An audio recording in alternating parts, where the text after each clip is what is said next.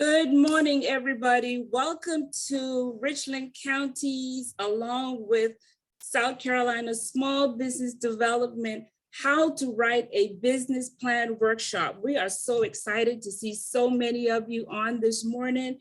Before we get started, I want to take this opportunity to say thank you to the Small Business Development Center for partnering with us on this class, How to Write a Business Plan. I want to say a special thank you to Ms. Angela Brewer, who you'll be hearing from in a few minutes. We want to say a special thank you to my team, the Office of Small Business Opportunity team. We have Ms. Pamela Green Swinton, who is the assistant manager that's on the call, Ms. Margaret Jones, who is our compliance specialist.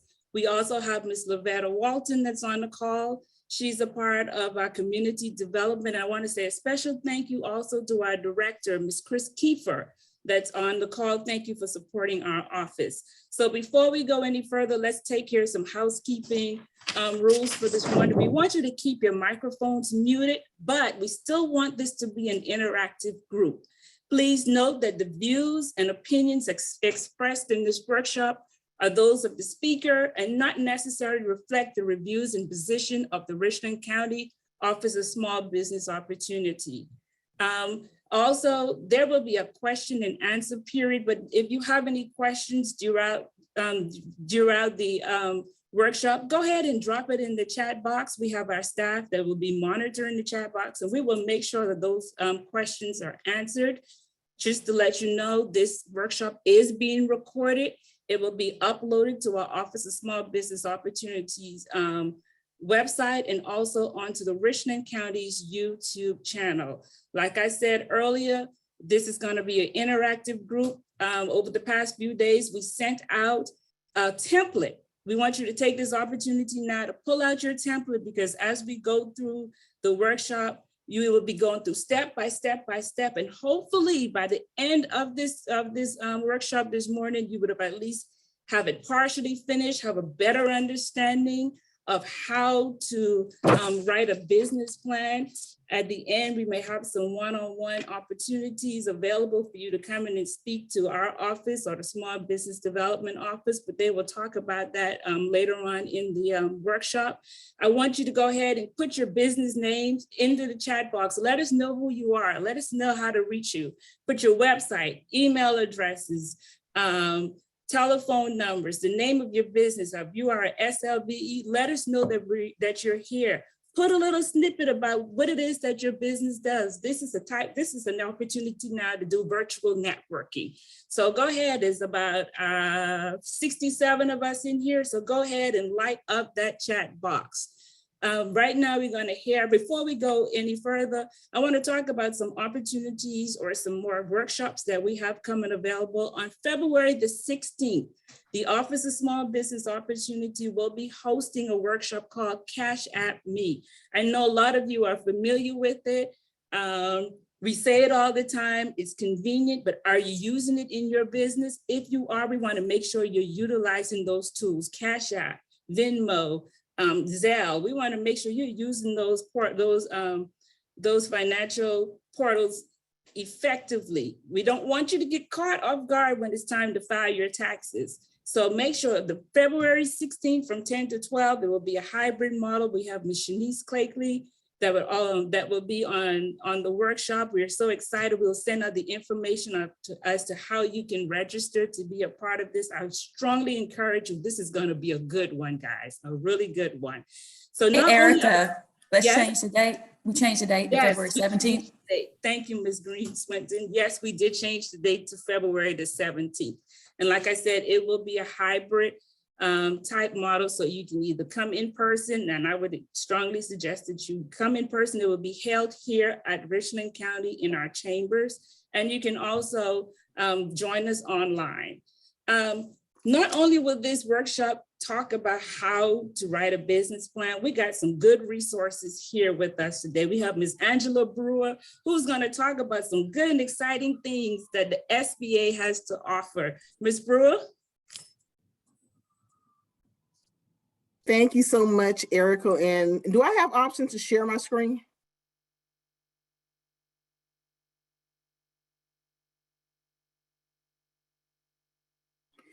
You are muted. Mute. Let's see, we made you a co-host. Board technology. Huh? Yes, you should have, you're a co-host, so you should be able to share your screen.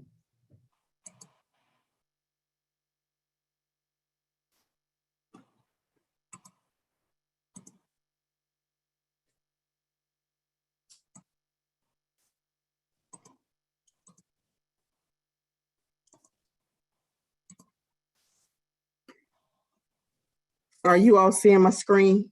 Yes, Are you seeing the 46 counties in 46 days? yes. Okay. Good morning, everyone. As Erica mentioned, my name is Angela Brewer. I'm a business opportunity specialist with the South Carolina District Office of SBA. Currently, when you all hear SBA, the first thing that pops in mind is the PPP and the EIDL. Well, unfortunately, that is over. So SBA now has an initiative to reach all 46 counties here in South Carolina. And we are trying to, I won't say rebrand or re-image, but that's basically what we're doing. We're in the process of letting all small businesses know that we are more than just a PPP. We are more than just the EIDL. We do startup. We have access to capital. We do federal contracting. And the only time SBA do direct lending is through when a disaster happened or like the pandemic that we are currently still going through 2 years later. So I'm just here to let you all know that SBA offers more than a PPP, and we have several classes, actually 46 classes going on over the next 2 months.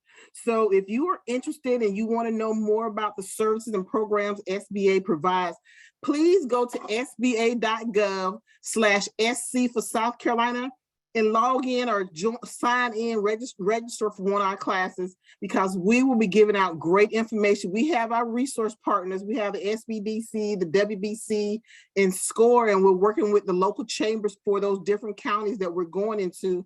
It's all virtual right now. I know I will be doing some in-person training if the pandemic allow. Right now, we're still working from home.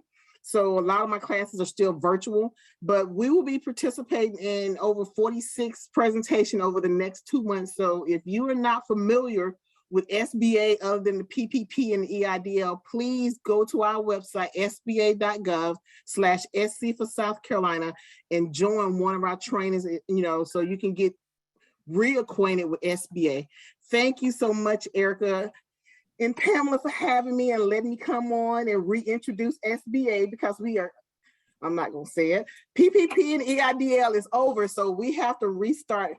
Thank you all. Thank you, Angela. So now the real reason why we decided to have this class is because Richland County will be launching our Seeds to Engage grant in early spring. So we're going to have Ms. Pamela Green Swinton to kind of give us an overview of what the requirements are for this grant that we have coming available for our small businesses. Ms. Green Swinton. Okay. Thank you. And Erica, if you can share your screen.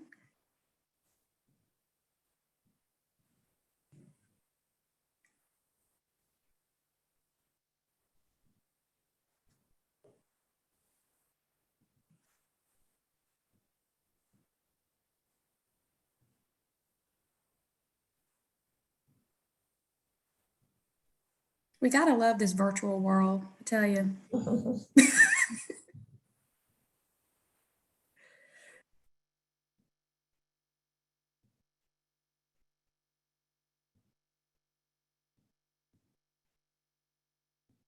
Are you able to get it?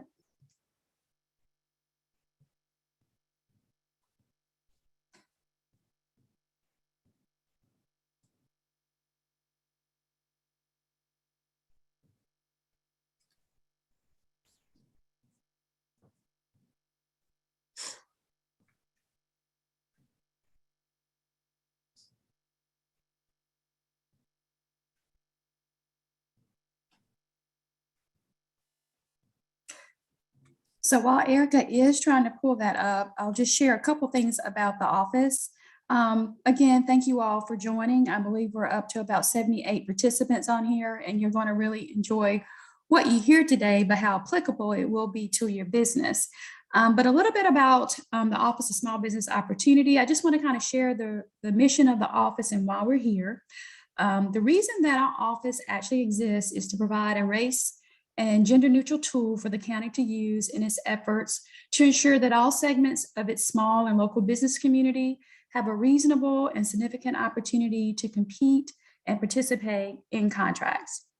So there are approximately 28 different departments here at Richland County.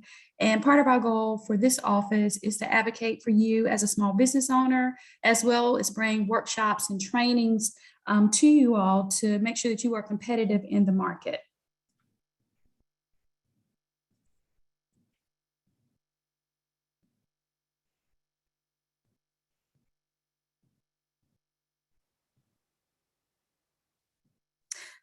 You're not able to get it, Erica? Oh, there we go. Yay. Thank you. So I just covered the mission of the office. And as Erica said, we will have a $10,000 seed grant for small businesses. Funding for this particular grant will be limited to eligible businesses. So we're going to share some of the criteria and where the money actually comes from. We want to stress that this seed money grant is a competitive application for a one-time $10,000 seed grant, which is issued through the CDBG program. Crucial to this, as well as you all are on today to learn about business plans, this is a requirement for the seed grant. And a few weeks ago, we offered workshops, which can also be found on our website as it relates to being able to provide a business pitch along with the application process. So additional eligibility for this particular grant, you must be located in Richland County, and you have not or could not have received federal funds for a previous seed grant. The other component that's crucial for this seed grant is that job creation, there has to be job creation ability for a low to moderate income position, and we'll talk a little bit more about that. While the office is the administrator of this particular seed grant, the funding source is actually the U.S. Department of Housing and Urban Development, known as HUD, brought to you by our Richland County Community Development Block Grant Program. Next slide.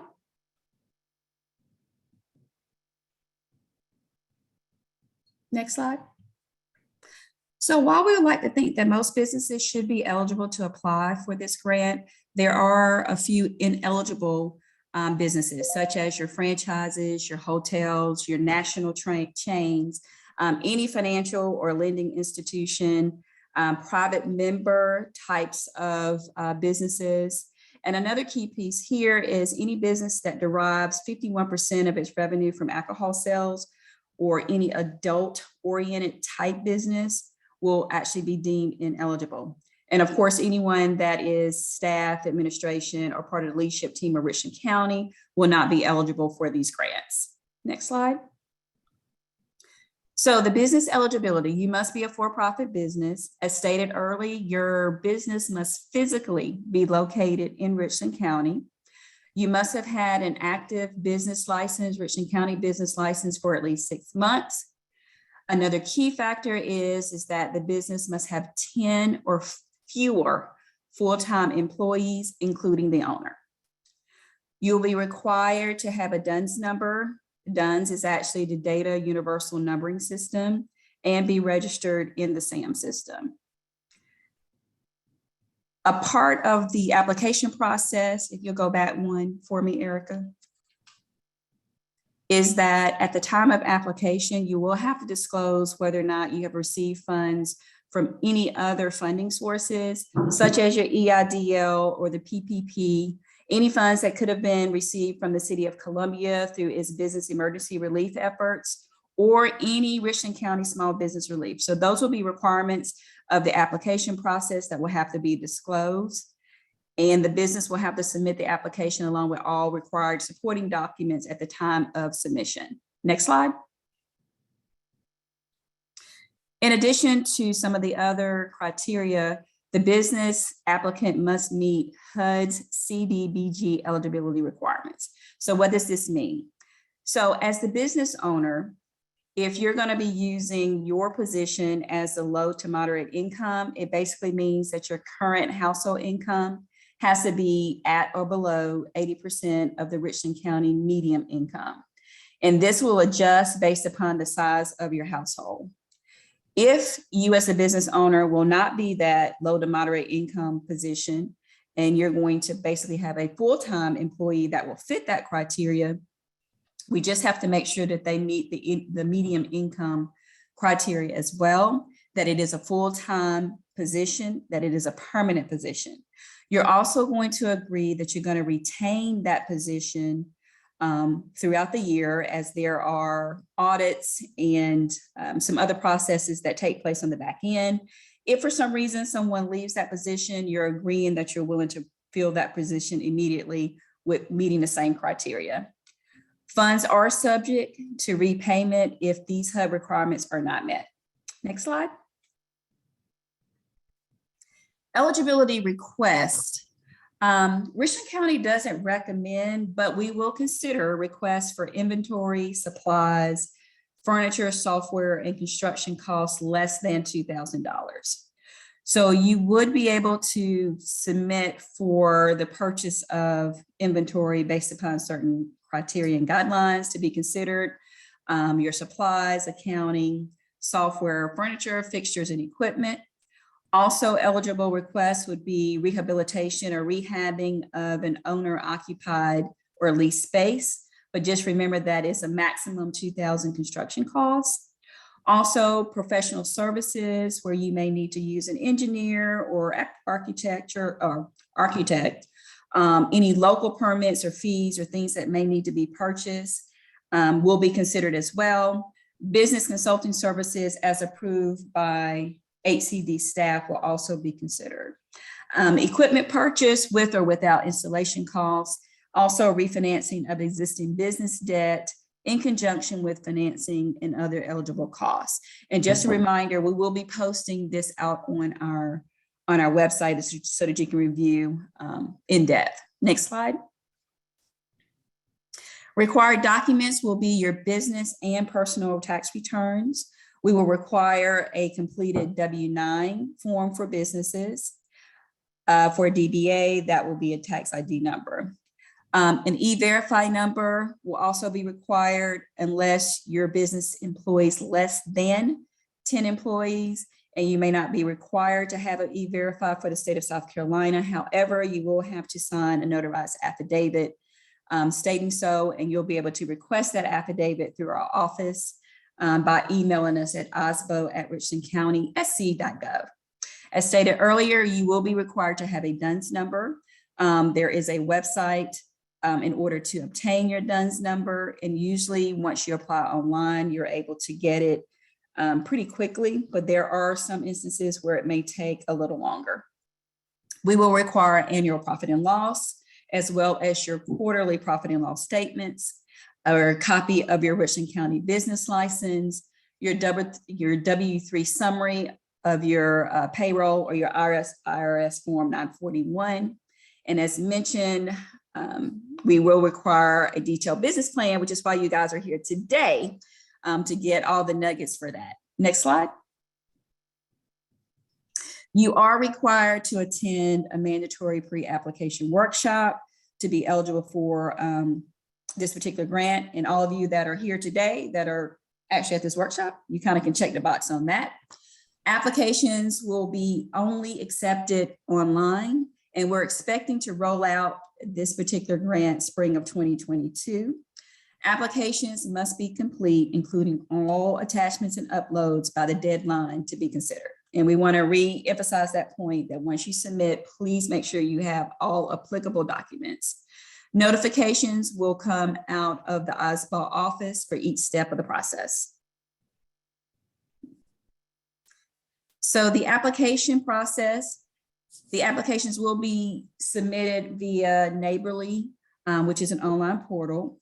There will be a review team that will review each application for basic eligibility. And we say basic eligibility, making sure you've completed your application, provided all the supporting documentation, and the review team will notify applicants of eligibility determination. As far as the review and recommendation, there will be an independent seed grant selection committee who will review each application and score that application based upon the requirements for this particular grant, and they will make funding recommendations to our office. We will then notify eligible applicants of the committee's recommendations.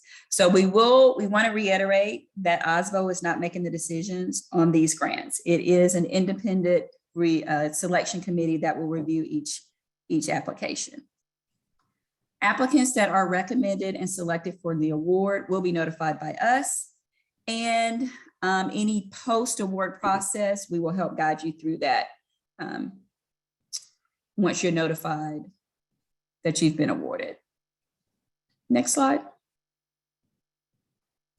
So the award process, we'll have notification, there will be an agreement, vendor documents, there's the compliance piece, of course, the check disbursement, which you all will definitely appreciate, funder recognition, and then there will be monitoring and follow-up with this particular seed grant as required by HUD.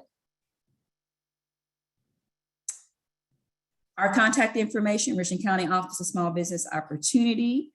We can be reached at 803-576-1540, or you can email us at osbo@richlandcountysc.gov. And if there are any questions, please put those in the chat box, and we'll be sure to make sure we answer any questions or concerns that you may have. Thank you, Erica. Thank you, Ms. Swinton. Now we will hear from Mr. Paul Featheringale that will talk about SBDC and the services they have to offer, and we will move forward with our presentation. Paul? Thank you, Erica. Can everybody see this? Okay, good morning. First of all, I would like to say thank you to Erica and her team and the OSBO for inviting us to be a part of this. You know, it's a great opportunity, and you know, we're really excited to be able to help and support in whatever way we can. And just to let you know a little bit about us, the South Carolina SBDC Small Business Development Centers, we are a resource partner of the SBA, so we are very fortunate to get to work with Angela Brewer and a number of other people in SBA on a bunch of our programs. They're a great resource partner for us. And just to give you an idea, we are an organization that offers no-cost confidential business consulting to small businesses at various stages of their growth and development, whether it is pre-venture, whether it's somebody that has just started in business, or whether it's somebody that's been in business for a while that needs assistance in different areas. We can help with that. Just to give you an idea of what we've been able to do, in the past 5 years, we've assisted over 21,500 businesses, leading to creation and retention of more than 6,000 jobs, startup of almost 900 new businesses, and over 261 million in capital formation, and assisted with securing more than 3.4 billion in government contracts.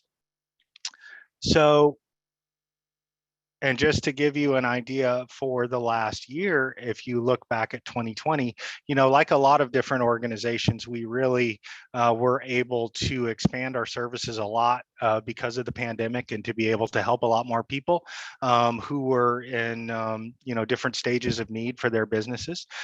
We assisted with almost 4,000 jobs, over 100 new business starts. We had almost 12,000 people receive counseling, over 77 million in financing obtained, and we had over 10,000 people receive training assistance. Just to let you know, we are set up, we are a statewide organization. We are hosted out of the 4 major universities in the state: USC, Clemson, South Carolina State, and Winthrop. But we have, and here you can see our breakdown of where we're located, we have offices in pretty much every part of the state. So regardless of where you're located, we are able to assist. And we also have been doing a lot more virtually, of course, as a lot of people have since the pandemic started. So pretty much wherever you're located and what you need, we can find somebody who will be able to meet with you and help to assist you. We have over 50 consultants in 21 different centers around the state, and we've been in existence for over 40 years. And just to give you an idea of how we do this, as I mentioned, we offer no cost confidential consulting. We offer connection to different resources, whether that be funding, whether it be government contracting opportunities, whatever it might be. And then we offer different training opportunities throughout the year. Our mission is to advance South Carolina's economic development by providing entrepreneurs throughout the state with no fee consulting and affordable access to education and resources. And there we go. To give you an idea more specifically of some of the different kinds of services that we offer, really, as I mentioned, no matter what stage your business is at, whether you're pre-venture, whether you're just getting started up, whether you're in a growth phase, or whether you're an established business, there's many different kinds of services we can offer you. Everything from putting together business plans, putting together projections, putting together financial plans, marketing, sales growth, government contracting, as I mentioned, access to capital is a big one. Helping with loan packaging. And then as we've discovered during the pandemic, another aspect of what we do is disaster prep and recovery. So when there's an event like a pandemic, we were able to help a lot of people get access to whether it was PPP or EIDL or other resources that we were able to assist people with having. To work with us, what you would want to do is you'd want to go to our website, sbdc.com. And then what you can find there is a bunch of information about resources we offer. You can find recorded training events. You can find our schedule of upcoming training events. And if you see up there in the corner, there's a little blue box to sign up to request counseling. And what you can do there is you can actually sign up to receive assistance from one of the consultants in your area. So that's a little overview of who we are and what we do. And here you see this is our team in the Midlands. What I would like to do at this point is I'd like to introduce Alan Brown, who's going to be doing the primary presentation on the business plan today. Alan Brown is Midlands Coordinator and Business Consultant out of our Columbia office. He's been with the organization for a number of years. He's got a lot of experience. He's got a lot of expertise, and you're in good hands. So thank you very much, Alan. I will stop sharing my screen and I'll turn it over to you. Thanks, Paul. I appreciate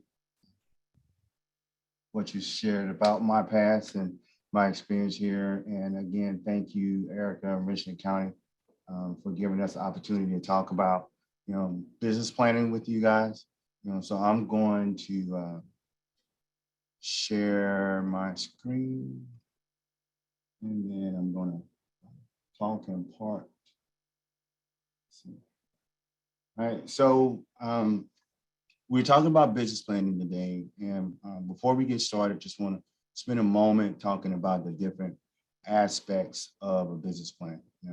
There's a statistic that says that small business owners that develop business plans have a 30% greater chance of succeeding in business. So as you can see from this particular graphic, business plans help you to plan and be prepared to deal with the different aspects of growth that your business will experience. You have a feasibility plan, business, a strategic plan, marketing plan, operating plan, financial plan, and an exit plan. Those are the various types of plans. There's also one that's not mentioned here, and that is a business plan that's specifically generated for small business competitions. And in this case, that's the type of plan that we're going to assist you with preparing. And that plan is streamlined and lean, specifically tailored to the requirements of the competition. And so the plan that we're going to talk about today, where it covers the core components of what you would need to develop a business plan for each one of these purposes or each type of the business plans that's shared here. This one is going to be streamlined for purposes of the seed grant. And so to get started in that, I'm going to turn it over to my colleague, Monique Priester, who's going to go through the pre-work document that you were provided via email previously, to walk through an example of what one would look like completed. As she goes through that, I admonish you to, think about how your business is related to the content that she's going to share in this particular pre-work. And then she's going to turn it back over to me, and I'm going to talk about Size Up, which is a marketing tool developed by the Department of Commerce, talk about the 12-month financial statement, the income statement, and then move more so into the details of the business. Monique, I'm going to turn it back over to you. Thank you, Alan.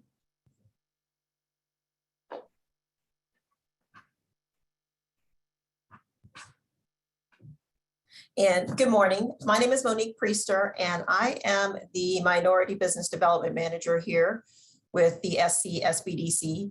So I am a statewide resource. I do sit here in the Columbia office, and so I spent a lot of time with firms here in the area. I'm really excited to hear about this opportunity through Richland County. And so we are going to go through the pre-work, so the business plan workshop pre-work that you received. And I am going to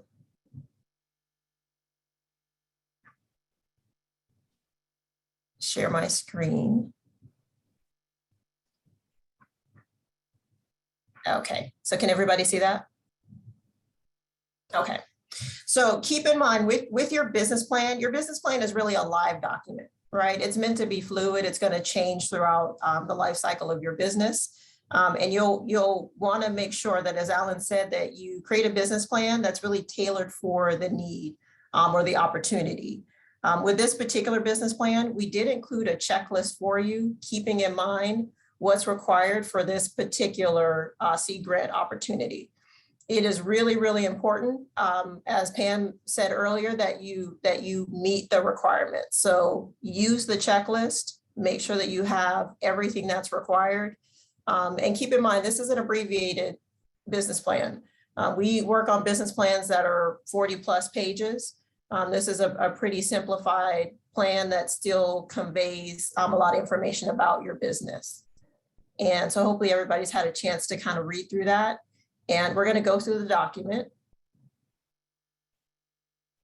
And so you've got a lot of headings, and then we're going to kind of break it down by each of the sections. And you're really looking at creating a 5-page business plan, which again is really great. It'll still take some work, a little bit of time, but it's going to be worth it. So the first thing, we're just indicating kind of those demographic information about the business. So the business name, just really high level about the type of business. So in this particular example, we chose a hair salon. The reason why we did that is because a lot of the businesses that we work with are what's considered lifestyle type businesses. So there's all types of businesses. There's, different restaurants, there's construction.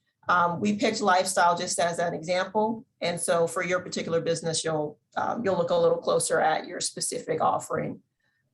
You want to make sure that, you include all of your demographics, type of business. You do want to make sure you have your NAICS code. And that's the classification of your type of business. You're indicating all of your address information, description. And so description of the location, advantage of the business location, and then the building description, right? So all that goes towards telling the story about your business. And another key component is the management of the business. So every business plan needs to have some information about who's running the business and what makes you qualified. So you'll want to make sure that you're listing your key management. It doesn't mean that you have to list all of your employees, but you definitely want to list who is running the business, who's responsible for day-to-day operations, making major decisions. You want to make sure all that information is included. In some cases, you'll have a business owner maybe that provides the financial support, but you have someone else who's the technician or the expert. And so you want to include all of the key players, including their bio and their resumes. And that's something that you can include as an attachment. But again, you want to list as much information as you have. Another really key component of kind of, I don't I'm want to sorry, interrupt you, but someone asked if you can make that your presentation a little bigger. They can't really see it. Sorry. let me see. Oops.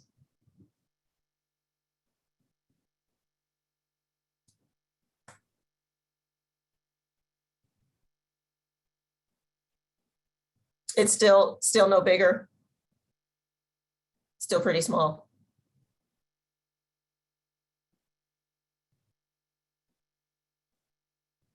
Is that any better? No. Not really. Okay. All right.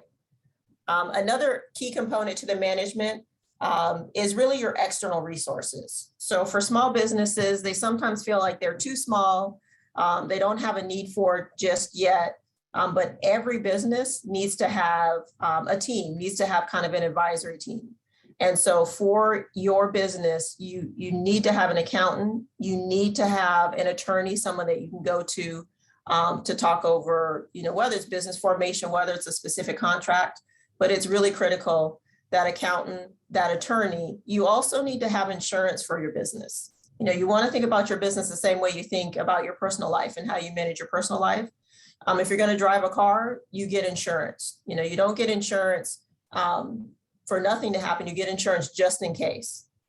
And also for human resources. So you need to have a resource available. There can be sort of a lot of intricacies. There can be a lot of consequence to not doing the human resources part correctly. So it's really important that you reach out. There are a lot of different resources out there. There are a lot of agencies that can help with that. But human resources is really a key component. You also want to know, you may have questions about how you pay yourself in your business. And so make sure that you have those core resources. And then you also want to be aware, you may have a need for other types of professional resources. If you're acquiring a building, looking for land, looking for office space, you may have a need for a realtor, you may not. I always recommend that you have a mentor, you need a financial advisor, right? So you need a banker, but you also need someone that can help you strategize. That may or may not be your accountant, but you want to have a financial advisor, someone that you can go to, and also a business advisor. So someone to talk through ideas. And some of those can be peer-to-peer, that can be a family member, someone it doesn't have to be formal, but always think about, as part of your leadership, always have those things in mind. So it's really, really important. And then a description of your organizational plan. So this is a place where, in regards to the seed grant, it's really, really important. And we've indicated an example here, listing 6 new employees. 1 is a receptionist, 2 cosmetologists, your massage therapist, and then of course the owner and co-owner that we spoke about on the previous page.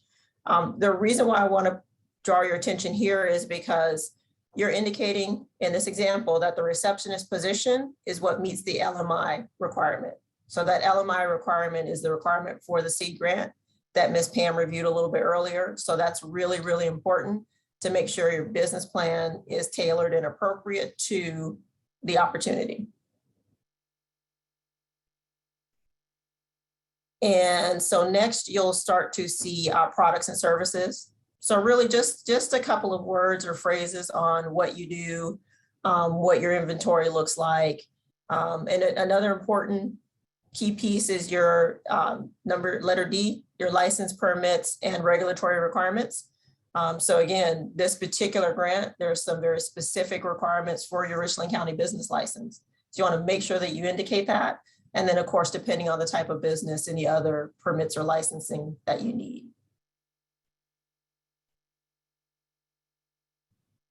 And so the next section starts to move into what we call your marketing analysis. And there's 2 types of analysis that usually happens. You're usually talking about someone who does either what's called a B2C, which is business to customer, which means you sell or provide a product or service directly to a customer, or to other businesses. So when you hear B2B, that's a business to business transaction. This particular analysis is really highlighting your business to customer.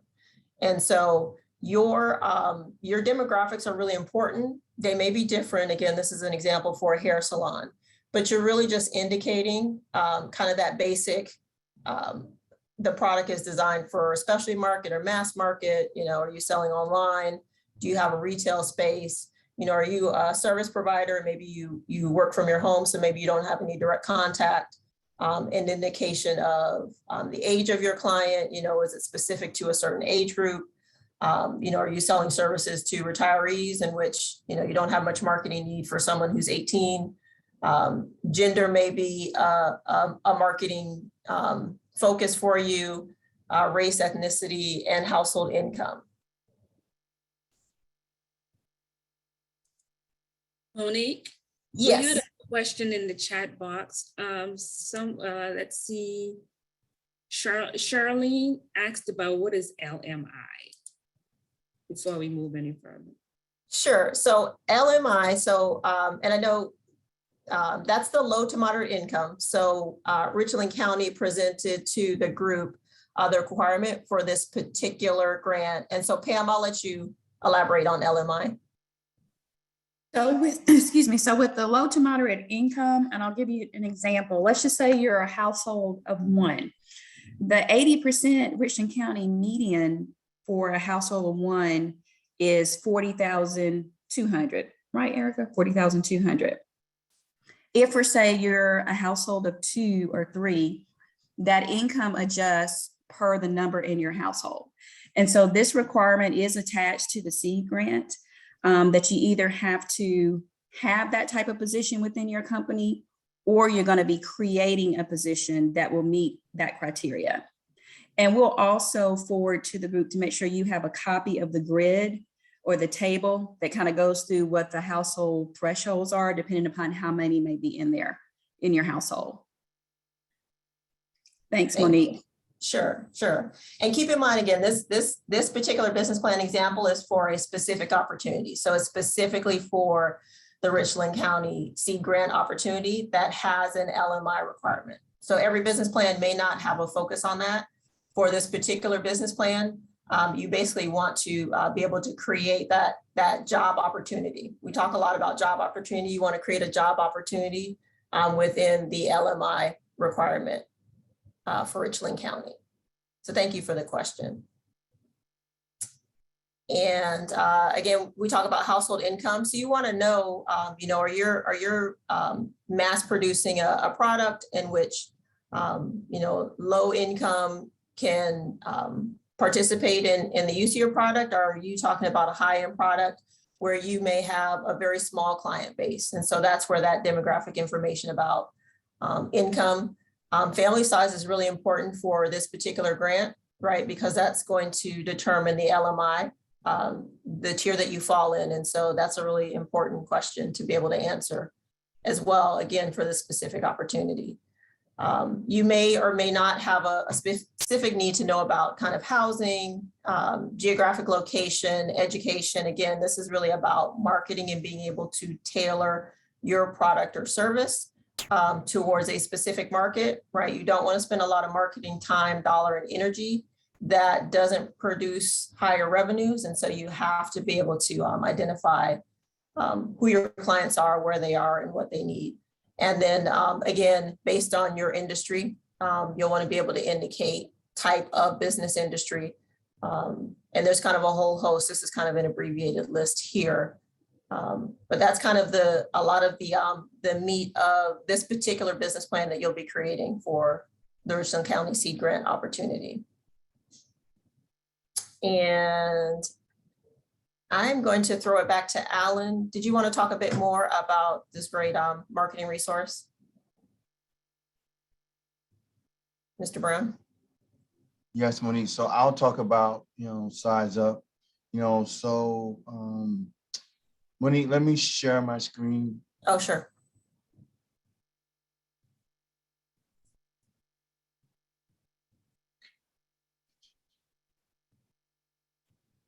So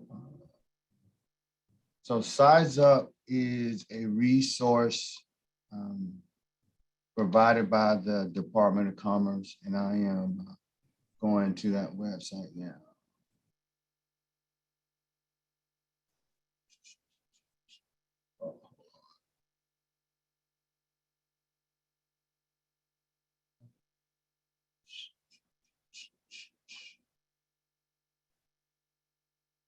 Can you see the Department of Commerce screen? Yes or no? Yes. All right, great, great. So, so like I said, Size Up is a Department of Commerce screen that allows you to do some local market research. And what it does is it provides specific reports that you can access related to your specific industry. Right? And so if you take a look at this information that I have on my screen, we ran a report for hairdressers with the annual revenue of a specific amount. And it gave us some statistics around that particular industry here in Columbia, South Carolina. So just kind of give you an idea of the comparison components for it. One of the main things that you can use this for, and trying to scroll down to it, is for the competitive analysis component to find the competitors. And I'm going to stop sharing and go. Monique, in the competitive matrix table, Yes. could you pull that up? And Oh, because sure. that's where we got the information from, that competitive matrix. And I apologize that I'm not quicker on the draw with the particular data page, but I don't want to spend a whole lot of time, searching for it. But there's a link within the documents that would take you specifically to it if you have that document.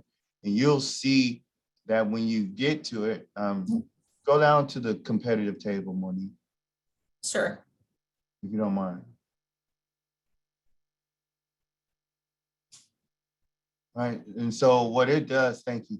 So what it does is when you do a search, it'll give you a list of competitors in your area near your business, that you can take that information and use it to find out who your competitors are, how many years they're in business. It'll give you some website information you can go and see if they have a website. And if they have a website, you can do some additional digging and be able to find out how many employees that they have. And, on their website, figure out what their services are that they're offering so that you can figure out your competitive position around them.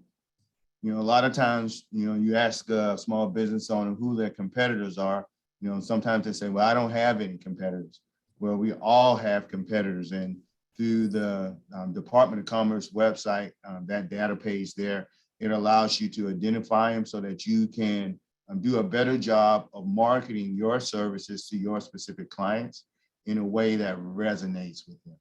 And we thought that this particular tool was more suited for this particular plan, because in this case, really what we wanted you to do here is to identify who they are, so that as you go forward over the next 12 months and trying to grow your business, you can see who your competitors are, and then kind of pay attention in the marketplace to see what kind of noise that they're making, and make sure you're at least keeping up, hopefully doing better than they're doing in the marketplace.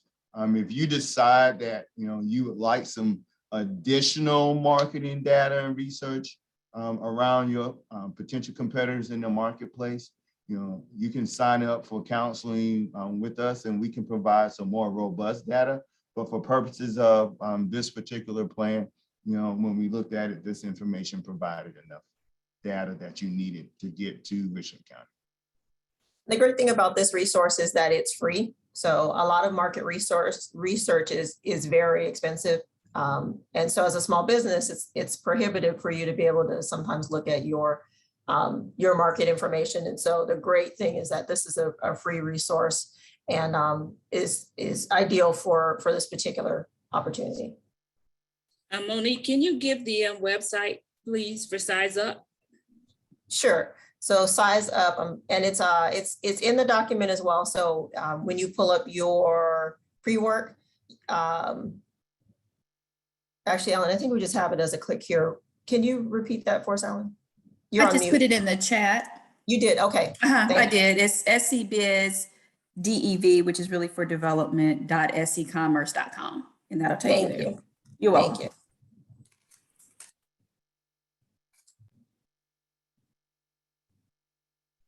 And so Ellen, I think you're still on mute. Yeah, you can move on, Monique, and I'll come Okay. back to the financial. Okay.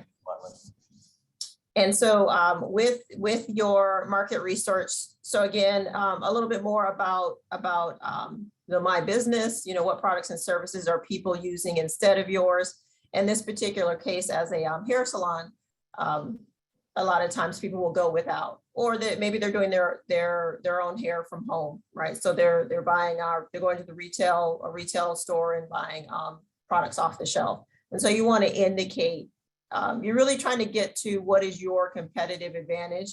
Why does the consumer need you? And what kind of sets you apart from other people in the market?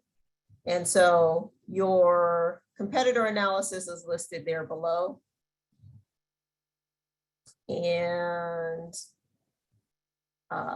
again, listing, you want as much information as you can find. So you want to know the number of employees so you can really do a fair comparison. And then kind of your marketing strategy gets into some of the numbers for your analysis. And so Ellen, I don't know if you wanted to jump in here.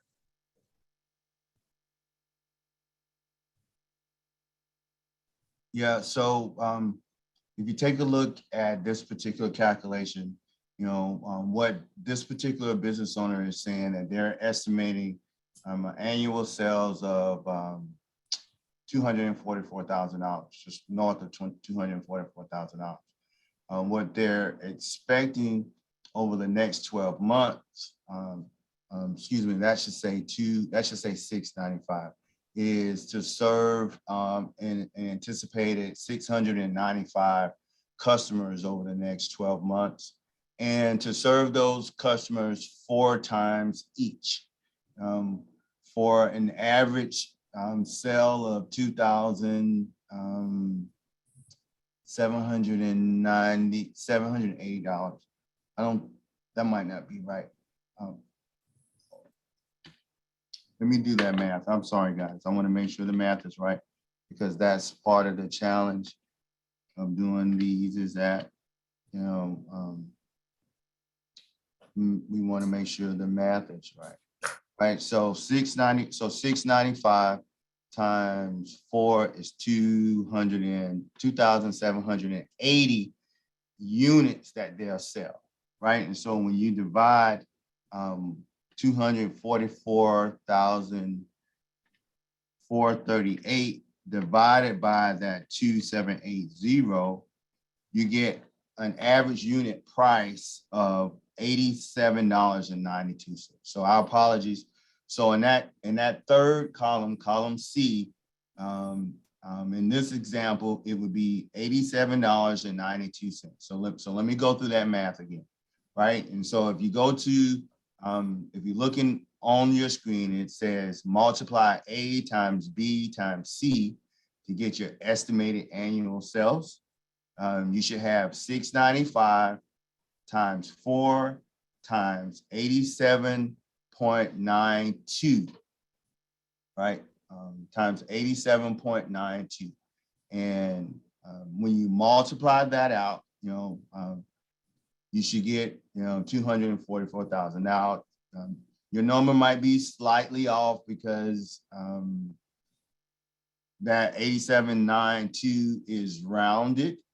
And so there are some numbers slightly behind it, but but you get the idea, because what you want to know is the number of customers you're expected to see in a given year, the number of times that customer is going to purchase, and your average ticket size, right? Your average ticket size, your average sale size.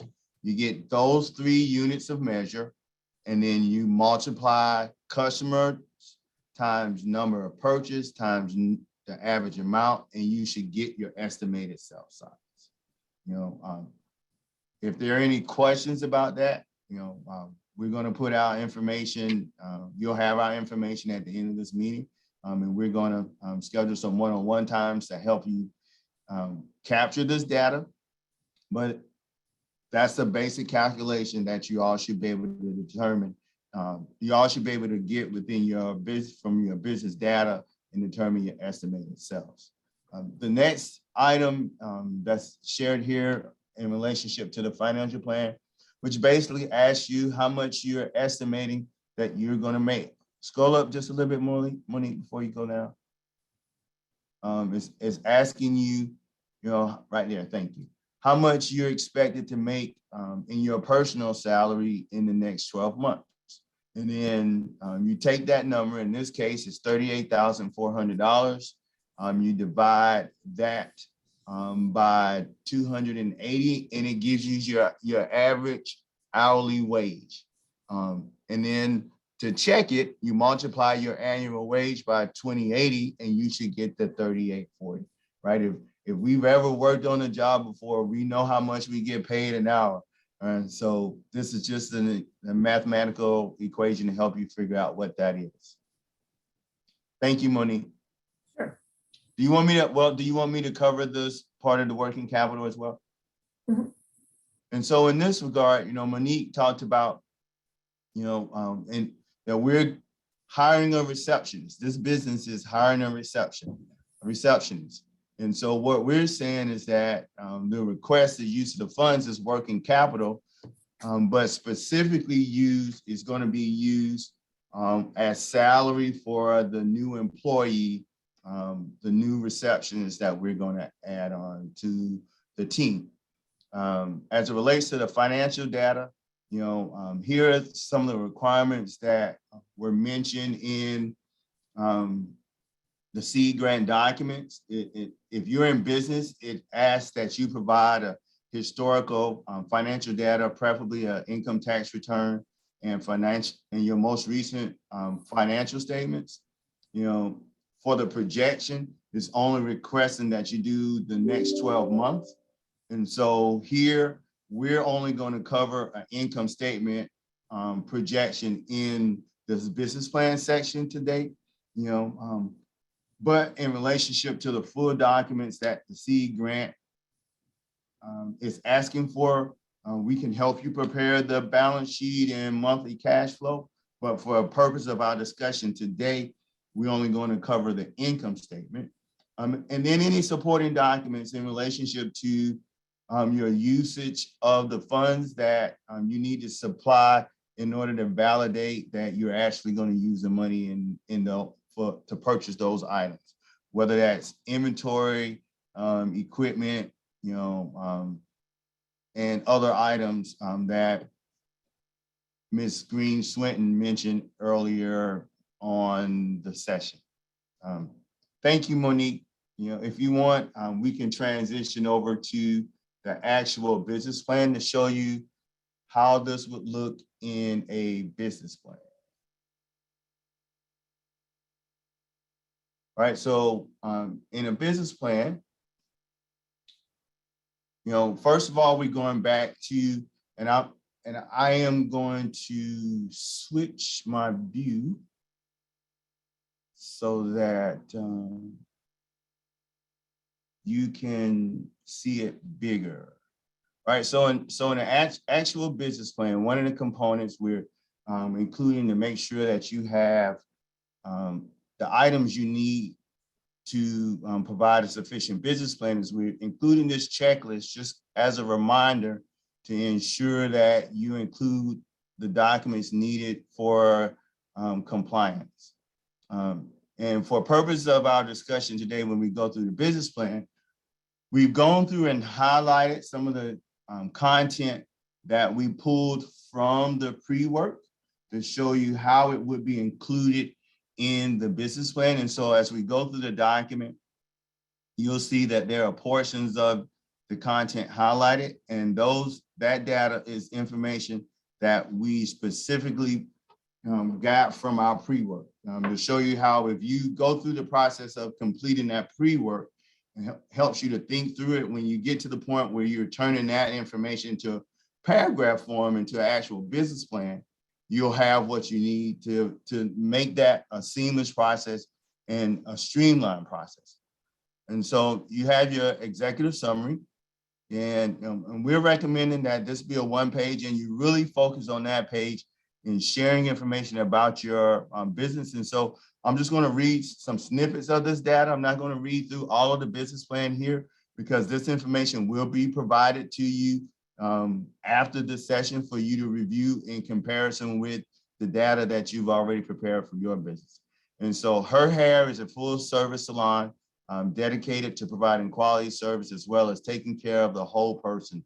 Her Hair is superior to other salons in Columbia, South Carolina, because of its unique approach to taking care of the client. And then when we move into the yellow segment here in this particular document, Her Hair has been up and running since May of 2018, but the limitations of the current location make it necessary to move. So this particular scenario, the client is moving, they're expanding their business, and in the process of expanding their business, they need additional personnel. And an individual that they're hiring as a part of the new team is a receptionist, and they're going to use the seed grant. They're applying for the seed grant to help augment the new salary requirement that they have for this employee. And so it says here, to achieve our objectives, Her Hair is seeking a $10,000 grant to assist us in bringing on a receptionist. Right, and so we talked about the importance of communicating with the seed grant personnel what the money is going to be used for, and doing it early on in the process. What you don't want them to do is to have to dig into the body of the business plan for all of the information. And that's why we emphasize the importance of the one-page executive summary of summarizing the data that's in the business plan, so that it's succinct and concise and communicates what you're doing. In order to do that, we recommend that you do the executive summary last, right? And so instead of doing the executive summary first, you do the executive summary last.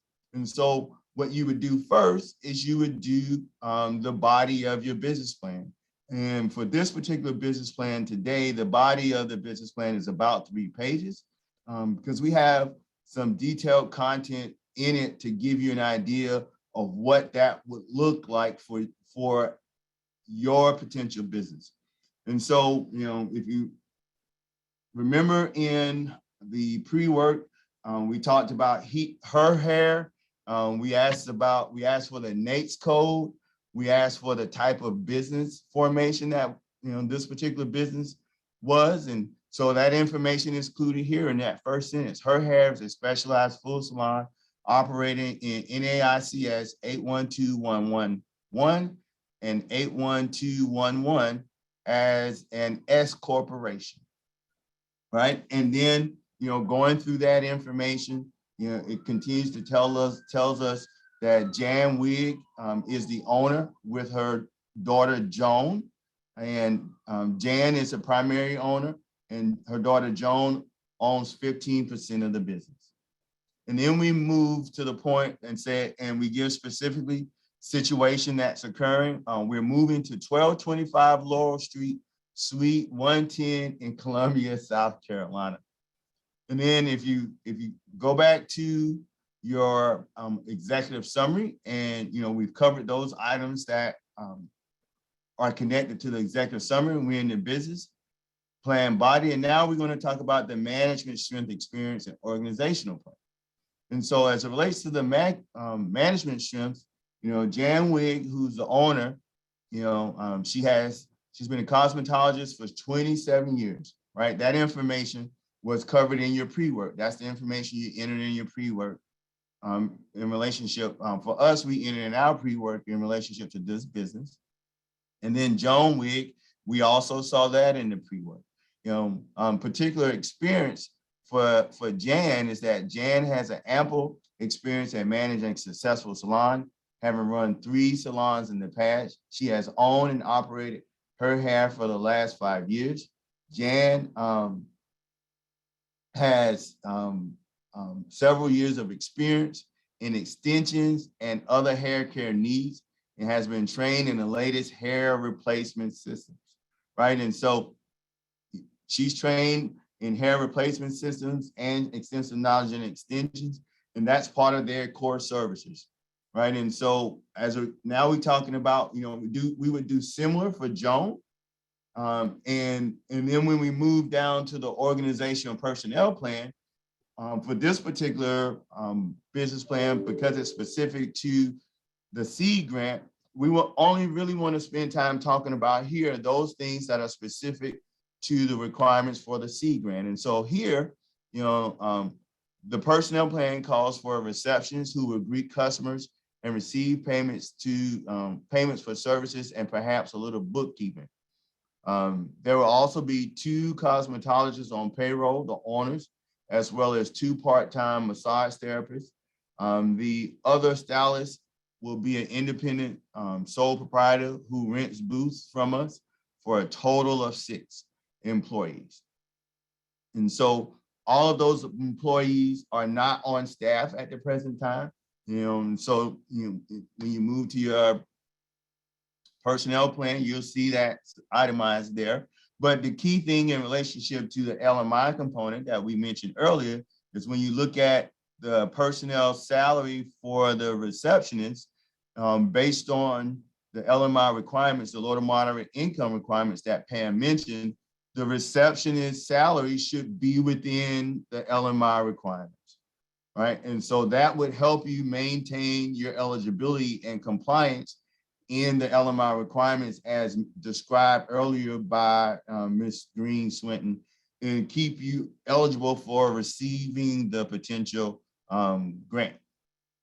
And so then, going back to the business plan checklist, assuming we've completed that section, we would check off management, strengths, and organizational plan. And then, the meat of this particular business plan, we spend talking about products and services and the marketing strategy, right? Because what we want to see and what Richland County wants to see is that, in support of your growth, they're giving you this money that's going to help you be in business 12 months from now. And so having an idea of what you're doing to market and grow your business is what they're looking for. And so that's why, there's an emphasis here on your products, but also on your marketing plan. And so in relationship to the products that this particular hair salon is going to offer are hair replacement, other hair styling and skin services, and massages, right? And massages and skin services part of that new service offering that they're going to offer with the massage therapist. And so those are components that we mentioned and described in the pre-work, again, connecting the pre-work to your business plan.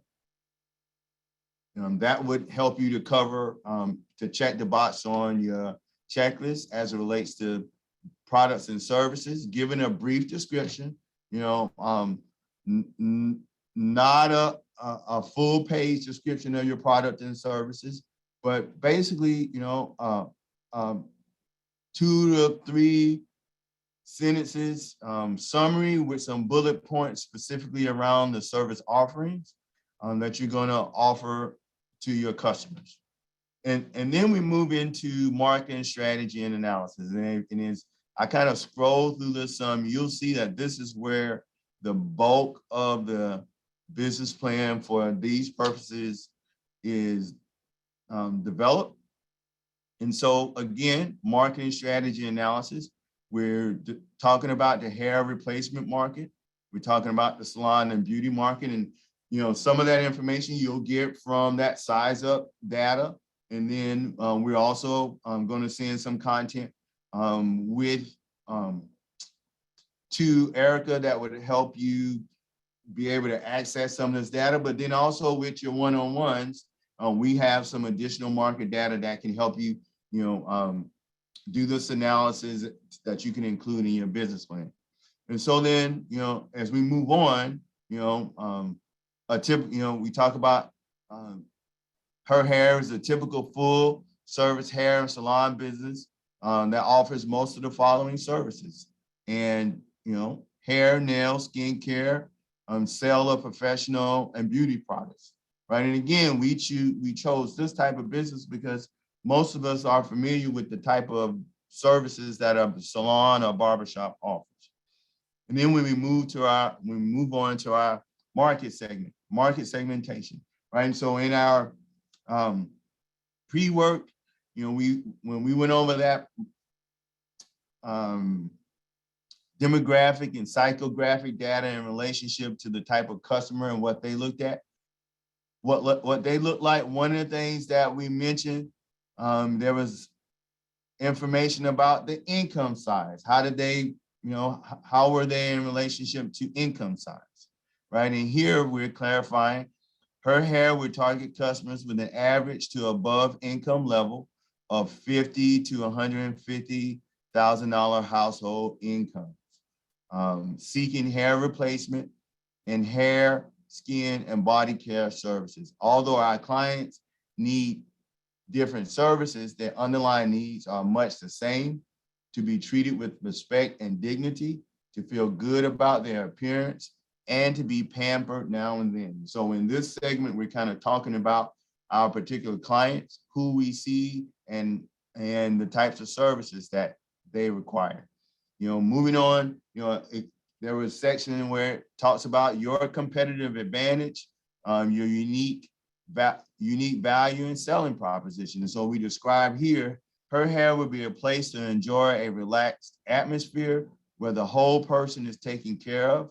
Unlike a typical salon, we will provide not only basic hair care and products for hair health, but also hair replacements, massage, and assistance in maintaining the care received. And so we're talking about our competitive advantage and what makes us unique in the marketplace in relationship to this particular business. They go on to say that their competitive edge is, based around their skilled and experienced staff and the fact that they have experience in the various aspects of hair replacement and servicing the clients that have thinning and balding hair, but also full-scale salon services. And then they believe that their new location is going to help lead, attract clients because of the new location that they have. But they also have existing clients, and so they're establishing the marketplace that they think their existing clients will follow them to the new location. Right, and so then moving into competition and buying patterns. And so as you can see, competition and buying patterns is described here. And that chart that was in the PreWork, we just pulled that chart over to show who the competitors are. And then, what you cannot find on Size Up is the number of employees that your competitors have. All right, but if you do a little digging on the internet, you can potentially find that information, which will help you figure out, based on the size of your establishment and the size of your competitors, when you're looking at them, the size of the organization and thereby the revenues that business is potentially creating. And we'll help you with that as well, right? And so this is one of the things as far as competitive advantage. Having a competitive matrix is important to your business plan, no matter what type of business plan you have or you're developing. Knowing who your competitors are and being able to articulate that to the reader of your business plan helps them to understand that you have a baseline understanding of your marketplace and who is operating in and around your business. All right, and then we move into marketing strategy, which is a subcomponent of the marketing strategy. And here we're talking about the activities that we're going to conduct specifically for our business, like advertising. And so in that pre-work, again, we talked about, the television ads, brochures, referral marketing. So here we're talking about, on the other hand, for hair replacement systems, it's been our experience that clients do not talk about hair care problems, extensions, or other additions because they look so natural that they don't want anyone to know that it is not their hair, right? That talks about your professionalism, how good you are at your skill and craft, and the fact that your clients, the people that your clients regularly are around don't even realize that it's not their hair. Therefore, our strategy has been to use the yellow page ads and television to inform people that there's a place where they can go and take care of hair loss problems in a convenient and private place. We will be adding some new target marketing strategies to supplement our existing ones. Right. And so as you can see, we're not getting into a whole lot of detail in the weeds in this particular plan. We're sticking real high level for this particular plan because we wanted to be succinct and concise.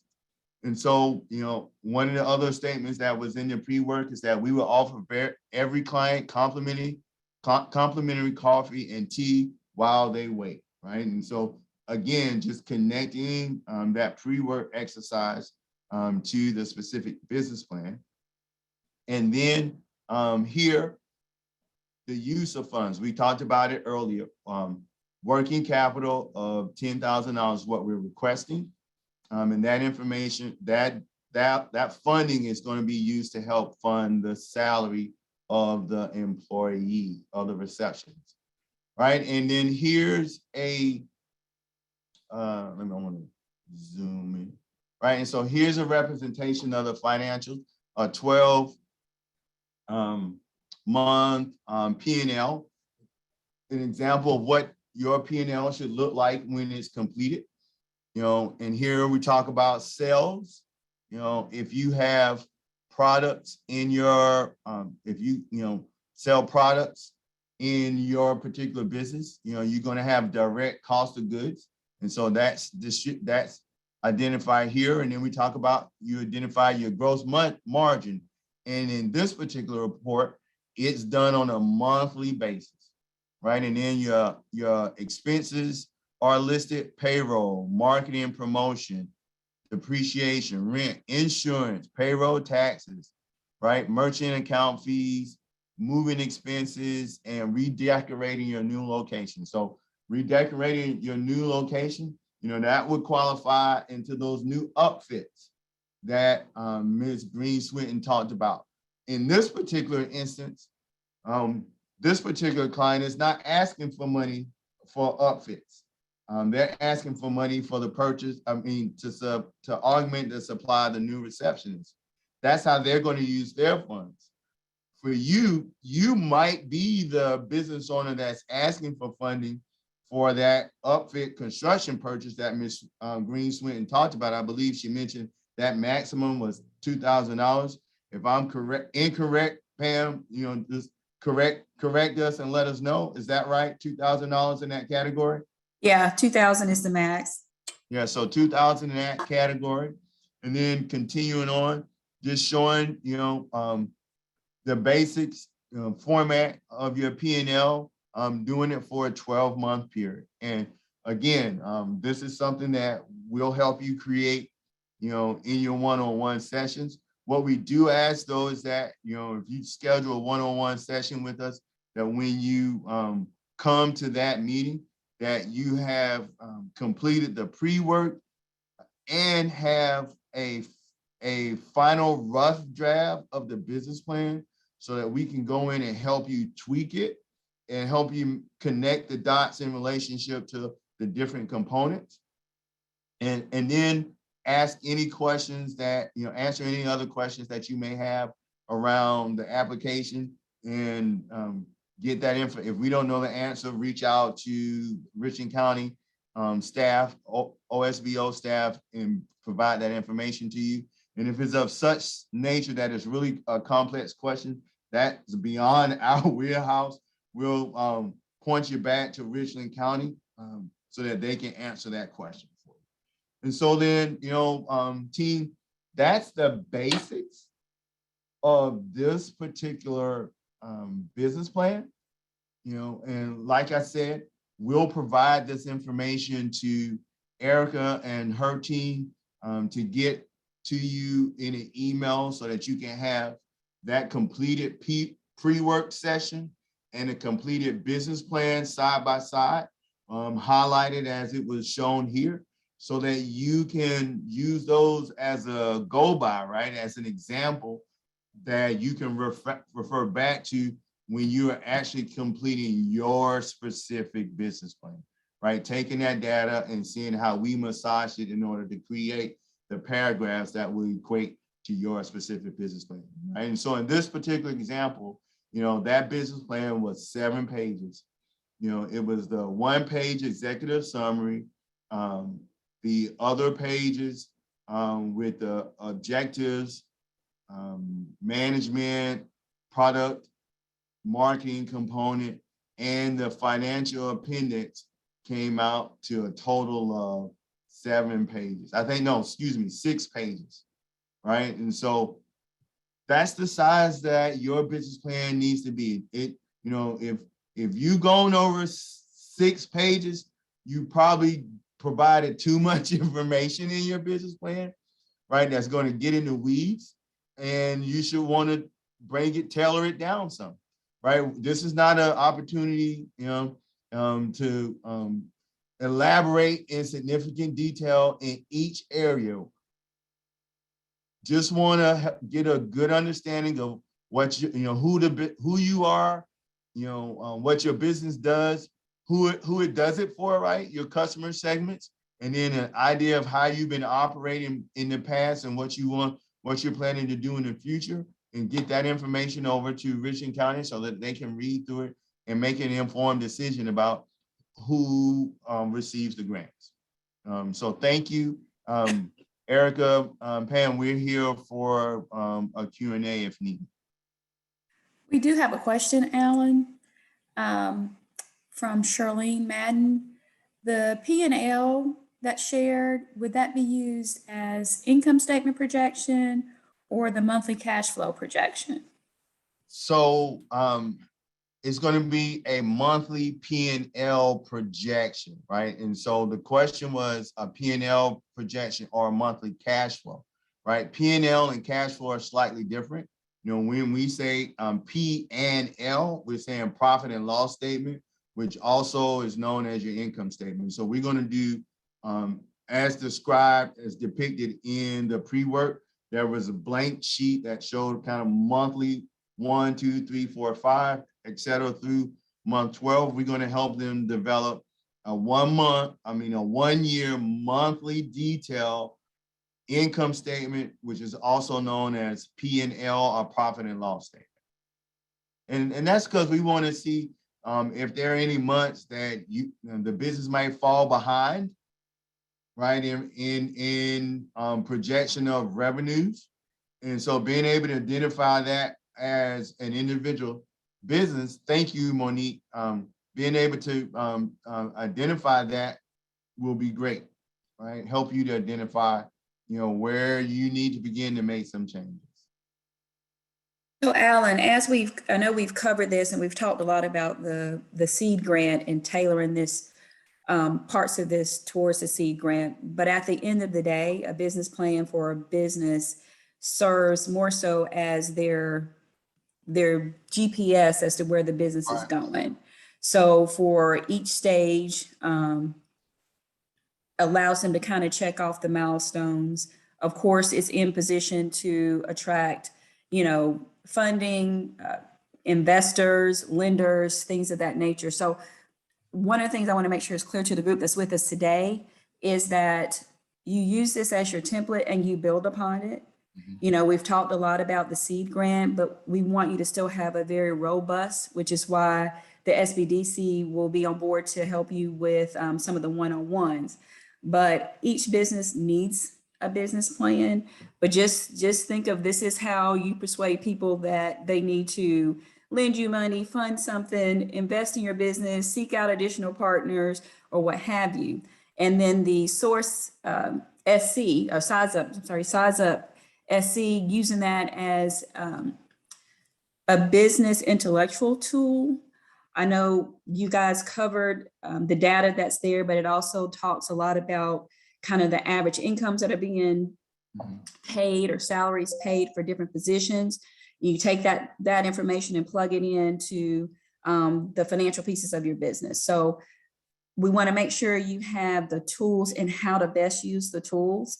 And Size Up SC is strictly for South Carolina. So just keep that in mind. If you're going to be marketing in other areas, North Carolina, Georgia, things of that nature, then you'll have to adjust accordingly.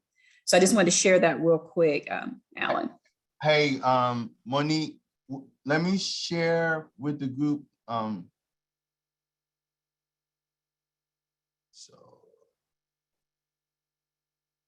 So do you see the Size Up SC tool on my screen?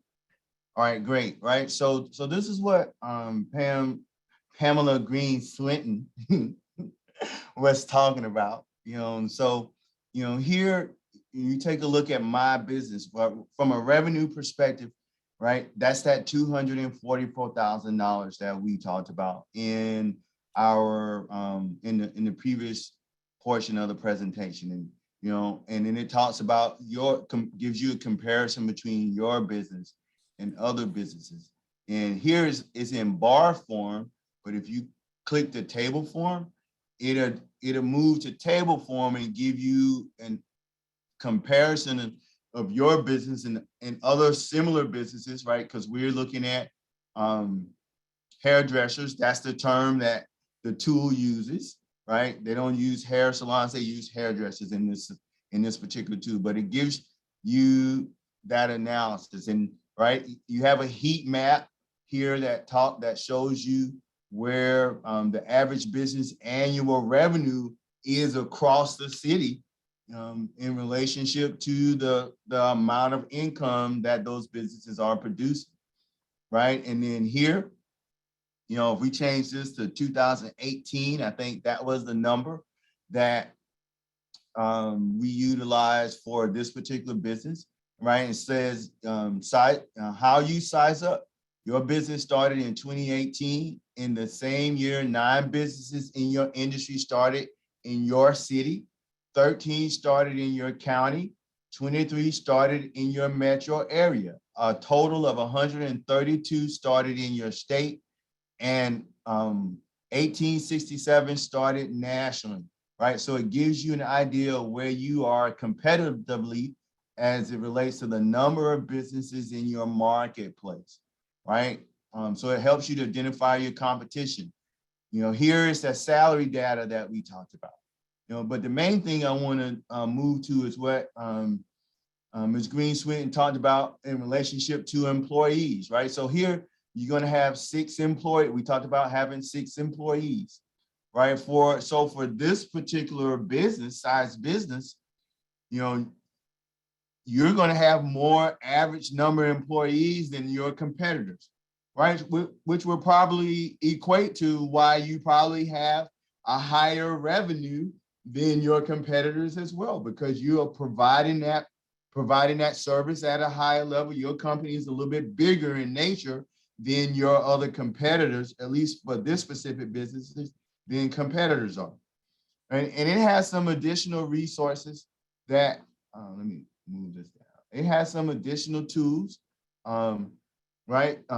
Size community talks about that. Cost effectiveness, right? It also shows that revenue per employee divided by a worker salary. So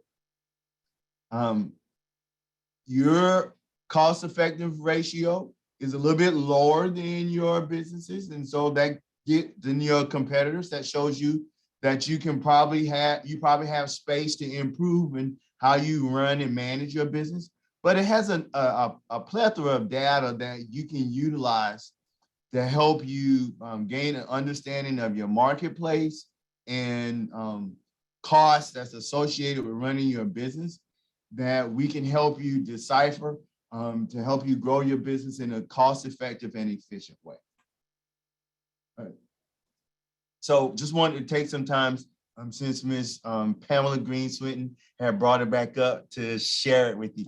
Pam, you know I enjoy saying that name because I know. I'm like, just call me Pam.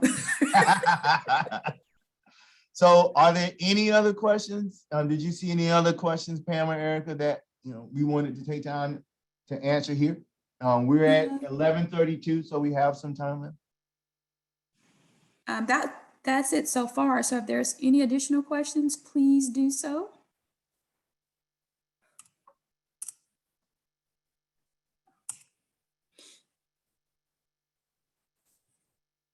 Well, as Paul mentioned, we do appreciate the opportunity to participate on this call, to showcase some of the services that we offer and some of the tools that we have at our disposal to help you gain a better understanding of how your business should be operating in the marketplace, an understanding of how it's presently performing in the marketplace, and to identify that gap and help you perform better. One of the things that we find that some businesses are what we call stuck in startup. They haven't got to the point where they're able to operate without the owner being in the business every day. And part of our objective is to help you as an owner, as a founder, as a CEO of your business.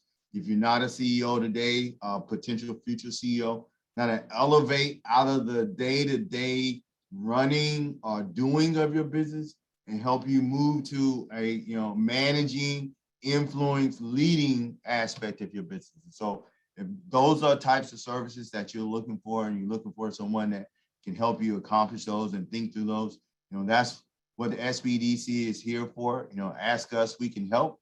And obviously, as related to this particular call around funding, we can definitely help you with that. I think there's some other questions. Yeah. So are you guys offering in-person one-on-one consultations or those virtual?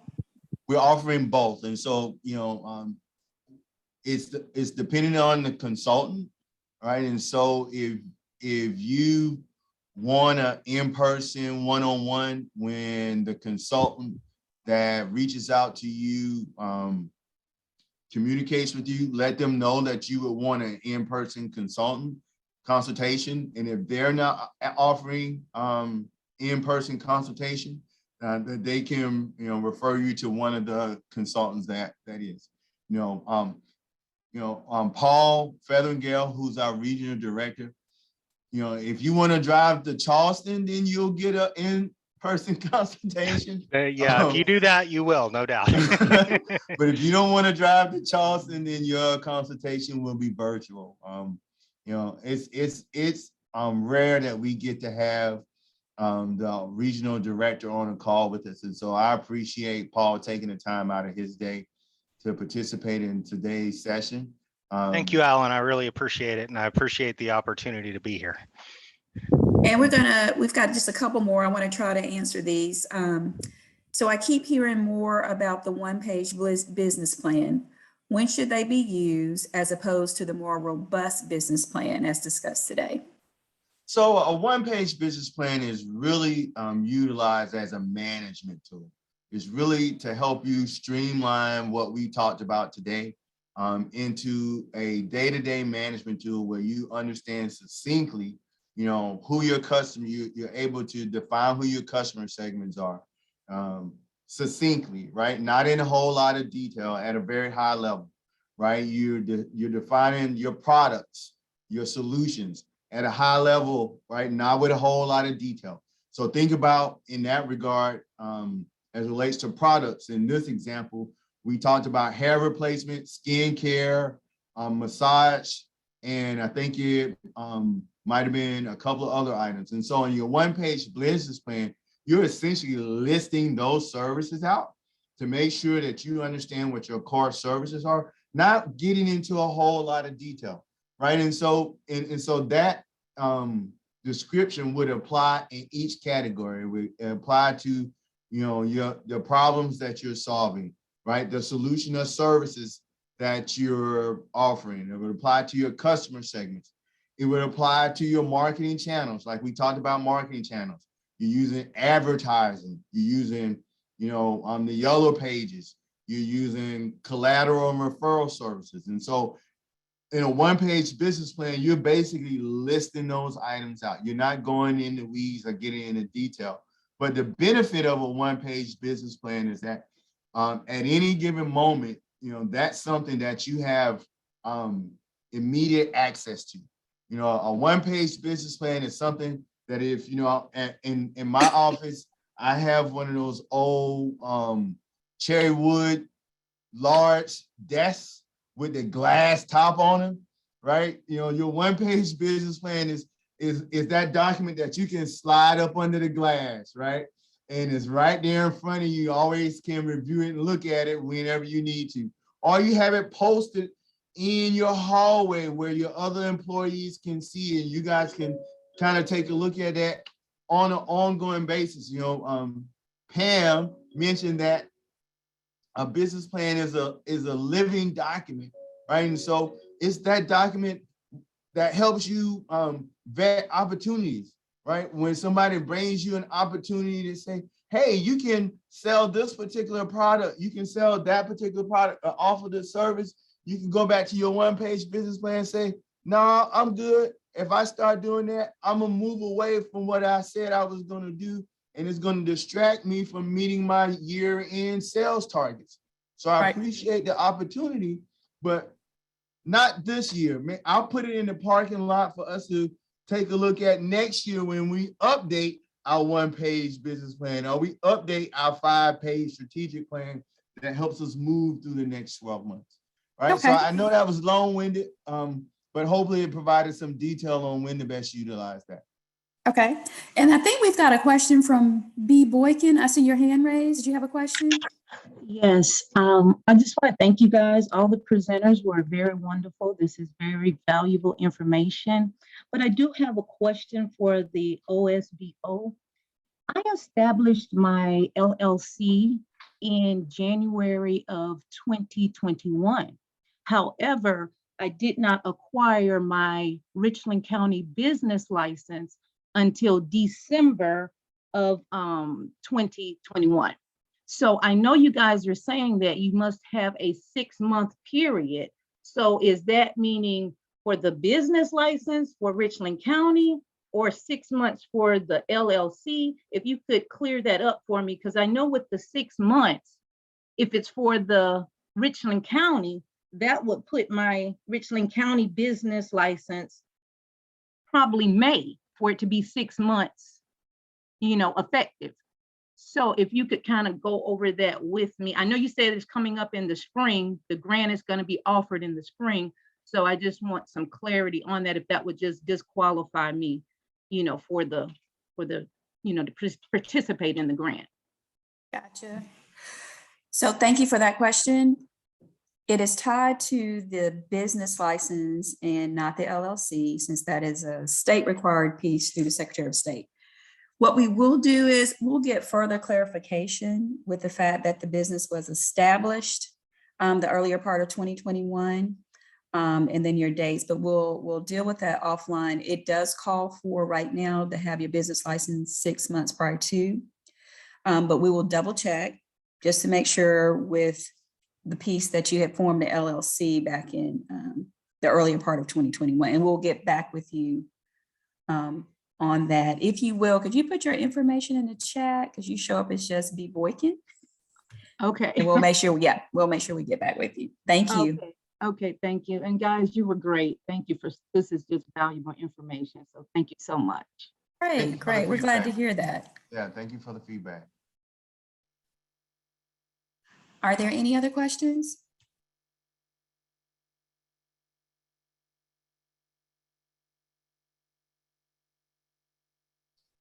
Pam, you know what they say, right? All hearts and minds, you know, being settled, going once, right? Going twice. Well, we thank you guys again for giving us the opportunity to I think we provide. have one hand raised. Oh, we got a hand raised. Okay, Kari looks like Merritt. Kari Merritt. Kari, you have a question? Kari's on mute. Yes, you're on mute, and I may be butchering your name, but it looks like Kari. Kahari. Am I still on Kahari. mute? Oh, Okay. Kahari. Hey, Kahari. Yes. Hey, Alan, how you doing? I'm good, man. My question is, how does this grant work towards purchasing equipment? I kind of came in late because I'm driving over the road, but how does this work with purchasing equipment? I heard about the upstart of renovating and hiring employees, but what about equipment for the business?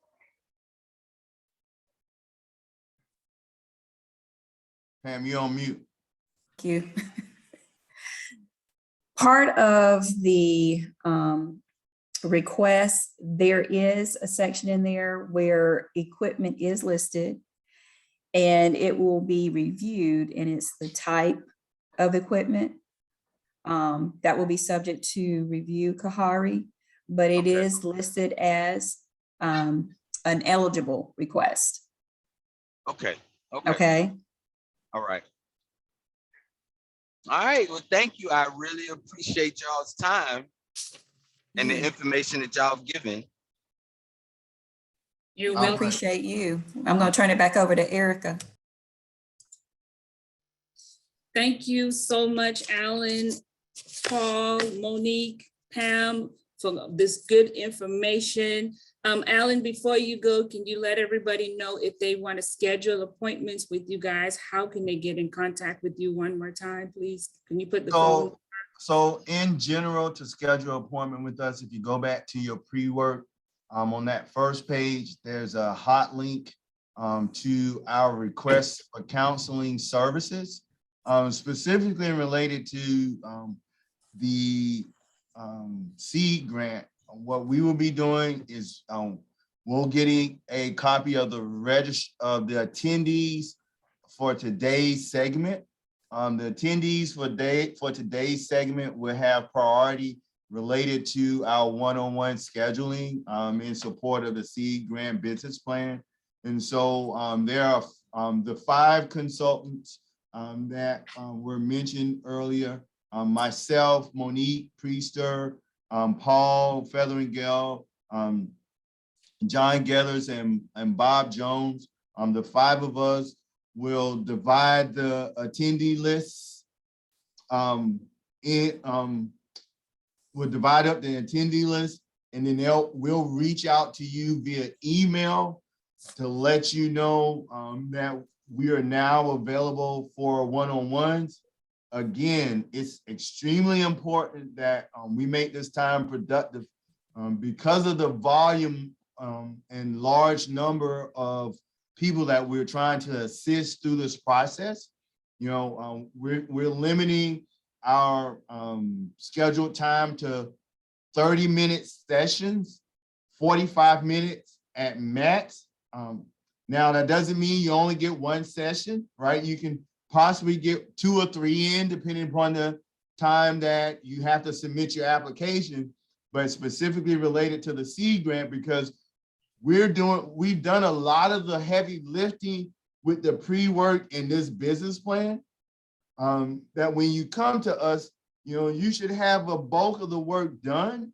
What we're going to help you do is help you make sure that what you're putting in your document makes sense and is connected and easy to follow. Right? We're going to go through that checklist and make sure that you have the requirements met through your business plan. Right? What we don't want to happen is that anybody that that attended this session and that goes through the process, that the business plan is an item that disqualifies you. We want to make sure that you understand those components and can speak to them specifically to answer the questions that the seed grant committee needs answered in order to keep you moving through the process and award you the $10,000. Thank you, Alan. Thank you so much. And then once again, I want to say thank you to everybody that got on the call. We hope that you was able to gather a lot of information. We will definitely go ahead and send out the copy of the work plan. I know some people said they wasn't able to see it, but I know if you pulled it up on your phone, maybe it looked jumbled, but I promise you, if you print it, it should come out to about a three-page document. So I would encourage you to please pull it out and start filling in the information. This workshop will be uploaded on our YouTube channel, so you can go back and review the information again, or you can contact our office at 803-576-1540 should you have any additional questions. And again, as Mr. Brown mentioned, they will be having one-on-one sessions for you, but you got to schedule early so you can get in. Again, we want to say thank you again. Ms. Swinton, do you have anything else before we leave? No, I'm good. Just thank everybody for participating. Okay, So I don't know if Kahari's hand is still up from before or if he put it back up. I think it's still up from before. Okay, great. Okay. I want to also say thank you to Angela Brewer from the SBA. Make sure you take advantage of all of the opportunities that SBA has to offer. We also see Ms. Diane Lucy. She's part of our Richland County Library. They're a wealth of knowledge at the library also, so I want to encourage you to visit their website. I want to say thank you to our director, Ms. Chris Kiefer, for allowing us to put on this workshop. And again, thank you. If you have any questions, please feel free to contact our office. Our email, osbo@richlandcountysc.gov. Have a wonderful day and stay safe. Thank you. Thank you, Erica, Pam, everyone. Okay, thank Have a you great- guys, SBDC. Take care. Thank you so much.